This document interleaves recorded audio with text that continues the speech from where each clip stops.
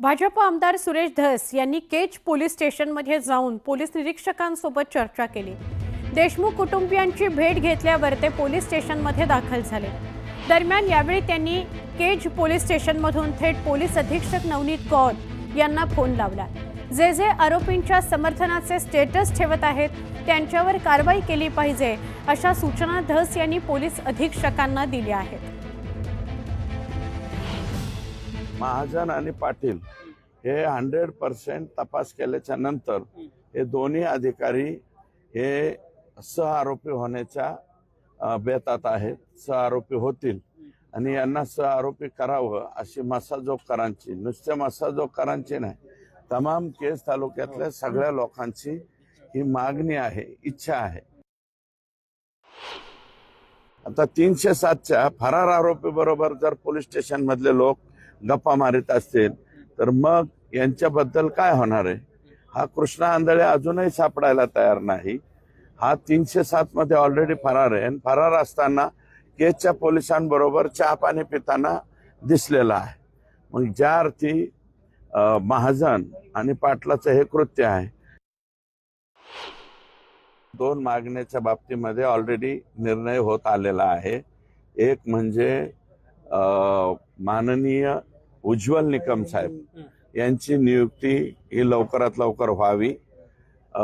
दुसरी जी आहे ते फास्ट ट्रॅक वरती, तर मुख्यमंत्र्यांनी मला वाटतं याच्या बाबतीत सांगितलंय फास्ट ट्रॅक कोर्टातच या घटनेची सुनावणी होणार आहे।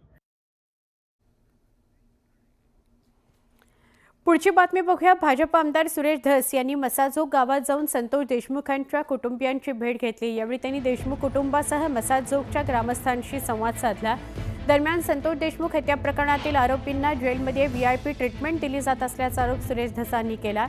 जेलमध्ये वाल्मिक कराडला मटण पुरवलं जातं, बॅग्स सुद्धा पुरवल्या जातात असा आरोप धसांनी केलाय। तर मसाजोगमधील ग्रामस्थांच्या मागण्या घेऊन मुख्यमंत्री देवेंद्र फडणवीस यांना भेटणार असल्याचं सुरेश धस म्हणाले। आरोपी हे पोलिसांनी तयार केलेले आहेत। कृष्णा आंधळे हा फरार फक्त लोकांसाठी कागदोपत्री होता, परंतु तो एका राष्ट्रवादीच्या कार्यालयात सर्रास ही काळ्या कलरची जी गाडी होती, माझ्या भावाला ज्याच्यात अपहरण केलं ती गाडी त्या ऑफिस समोर ठेवून हे त्या ऑफिस मध्ये सर्रास बसायचे आणि हे फक्त आरोपी हे आमच्या कुटुंबासाठी, आपल्या समाजासाठी किंवा ह्या गोरगरीब लोकांसोबत ज्याच्यासोबत अन्याय केले त्याच्यासाठी हे आरोपी आहेत। हे पोलिसांचे मित्र होते। CID कडे जो तपास दिला, त्या CID कडे तपास दिल्यानंतर ह्या केज पोलीस स्टेशननं इतकं निष्क्रिय काम का केलं? एकही पुरावा एक माणुसकीच्या नात्यानं DYSP असतील, जे कोणी तिथं अधिकारी असतील त्यांनी द्यायचा प्रयत्न केला नाही। समाजातून सगळे पुरावे आले। दुर्दैव आहे ते अत्यंत।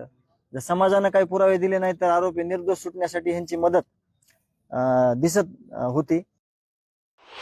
ज्या मागण्या आहेत आणि जे आंदोलन आहे त्यावर सगळे गावकरी आणि मी स्वतः पण ठाम आहे। हे सगळ्या आमच्या मागण्या ज्या रास्त आहेत त्या झाल्या पाहिजेत आमच्या मान्य, आणि आम्ही आमच्या भूमिकेवर ठाम आहेत। आम्हाला 25 तारखेला आम्ही आंदोलन करणार आहेत। माणिकराव कोकाटे यांना न्यायालयानं 2 वर्षांची शिक्षा ठोठावल्यानंतरही विधानसभा अध्यक्षांनी कारवाई केली नसल्याची टीका काँग्रेसकडून करण्यात येते। यावर विधानसभा अध्यक्ष राहुल नार्वेकर यांनी स्पष्टीकरण दिलं। माणिकराव कोकाटे यांच्या संदर्भात कायदेशीर प्रक्रिया झाल्यानंतरच पुढील कारवाई होईल असं नार्वेकर म्हणाले।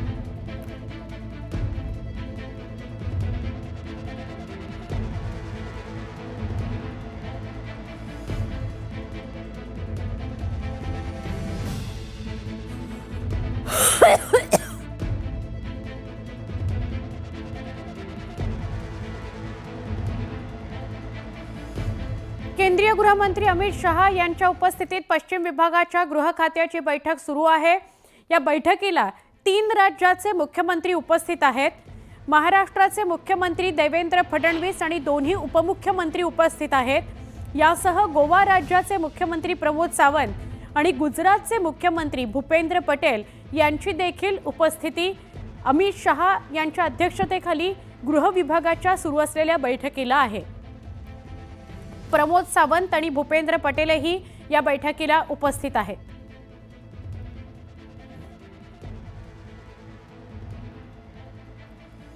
विधानसभा निवडणुकीत झालेल्या पराभवानंतर महाविकास आघाडीमधील घटक पक्षांमधून आउटगोईंग सुरू आहे. अशातच आगामी स्थानिक स्वराज्य संस्था निवडणुकीच्या पार्श्वभूमीवर सगळेच राजकीय पक्ष यांच्याकडून जोरदार तयारी सुरू आहे. बड्या नेत्यांना पक्षात घेण्याकरता धडपड सुद्धा सुरू आहे. आता या धक्कातंत्रामध्ये पुण्यातील एका बड्या नावाची चर्चा सुरू असून ही चर्चा एका व्हॉट्सॲप स्टेटसमुळे आहे. पुण्यातील काँग्रेसचे नेते रवींद्र धंगेकरांचं व्हॉट्सॲप स्टेटस मुळे ते काँग्रेस सोडणार आहेत असं निश्चित मानलं जात आहे. या स्टेटसमध्ये धंगेकरांच्या गळ्यात भगवं कापड असून त्यांनी स्टेटससाठी सूचक गाणं निवडलं. तसंच काही दिवसांपूर्वी रवींद्र धंगेकरांनी काही राज्याचे उपमुख्यमंत्री एकनाथ शिंदे यांचीही भेट घेतली होती. त्यामुळेही राजकीय चर्चा सुरू झाल्या. यावर मंत्री उदय सामंतांना विचारलं असता धंगेकरांना शिवसेनेत येण्याची ऑफर दिली आहे. रवींद्र धंगेकर आमच्यासोबत आले तर आनंदच होईल असं उदय सामंत म्हणाले. आणि आता रवींद्र धंगेकर जे माजी आमदार आहेत त्यांनी स्टेटस ठेवला आणि त्यांच्या भगवं उपरण आहे. काय अर्थ समजायचा? पुण्यामध्ये मिशन मला असं वाटतं की रवींद्र धंगेकरांनी गळ्यामध्ये जर भगवं उपरणं ठेवलं असेल आणि त्याच्यावर भविष्यामध्ये जर धनुष्यबाण आलं तर आम्हाला सगळ्यांना आनंद आहे. मंत्री उदय सामंत यांनी आज राज ठाकरेंची शिवतीर्थावर जाऊन भेट घेतली.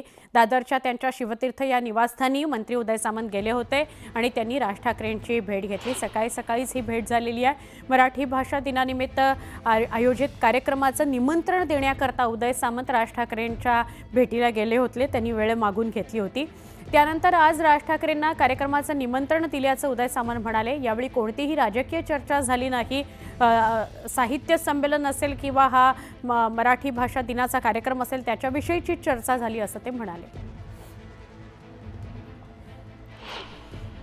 आता जी चर्चा झाली ती मराठी भाषेसंदर्भात झाली. विश्व मराठी संमेलन झाले त्याच्या बाबत चर्चा झाली. दिल्लीमध्ये जे मराठी साहित्य संमेलन चालू आहे त्याच्याबद्दल आम्ही गप्पा मारल्या. राजकीय कुठलीही चर्चा झाली नाही आणि म्हणून मला असं वाटतं की या भेटीला राजकीय कोणी स्पर्श करू नये. ही अतिशय साधी आणि सिंपल भेट होती. राजसाहेबांच्या समोर चर्चा केल्यानंतर गप्पा मारल्यानंतर अजून काही गोष्टी कळतात. अशा भेटी होतच राहतात कारण राजसाहेबांचे सर्वांचे संबंध आहे. माझेही खूप त्या ठिकाणी मैत्रीपूर्ण संबंध आहे. त्यामुळं राजसाहेबांशी कोणी भेटले यावर काही त्याच्यात वेगळं काही बोलायची गरज नाही. राजसाहेब हे सर्वांचेच मित्र आहेत त्यामुळे त्यांना भेटत राहतात. धाराशिवमधील ड्रग्ज प्रकरणामध्ये पालकमंत्री प्रताप सरनाईक यांनी पोलिसांना धारेवर धरलं आणि 72 तासांचा अल्टिमेटम दिला. कार्यवाही करण्याच्या सूचनाही केल्या आहेत. त्यानंतर आता पालकमंत्र्यांच्या भूमिकेला छेद देत भाजप आमदार राणा जगजितसिंह पाटील हे पोलिसांच्या मदतीला आलेत. या प्रकरणात पोलिसांनी केलेल्या कारवाईवर राणा जगजितसिंह पाटील यांनी समाधान व्यक्त केलं. अद्यापर्यंत मला त्यांनी माहिती मी त्या पद्धतीची घेतलेली नाही आहे. परंतु एसपींना मी स्पष्टपणे सूचना दिलेली आहे की मला 72 तासामध्ये आजपासून 72 तासामध्ये लेखी स्वरूपात सगळी माहिती हवी आहे आणि 72 तासामध्ये जे ड्रग माफिया मोकाट असतील त्यांना आतमध्ये टाकायची जबाबदारी सुद्धा त्यांनी दिलेली आहे. नाहीतर मी पोलिसांवर स्थानिक पोलिसांवर कारवाई करण्याच्या सूचना त्यांना दिलेल्या आहेत. तामळवाडीला जे लोक पकडले गेले, जो ड्रग्सचा साठा पकडला गेला त्याची आपल्याला कल्पना आहे आणि त्याची चौकशी आता अतिशय ताकदीने दोन्ही बाजूने चालू आहे. मुंबईवरनं जे आणलं गेलं तिथली व्यक्ती, मी मुंबईतल्या पोलीस अधिकाऱ्यांशी बोललोय.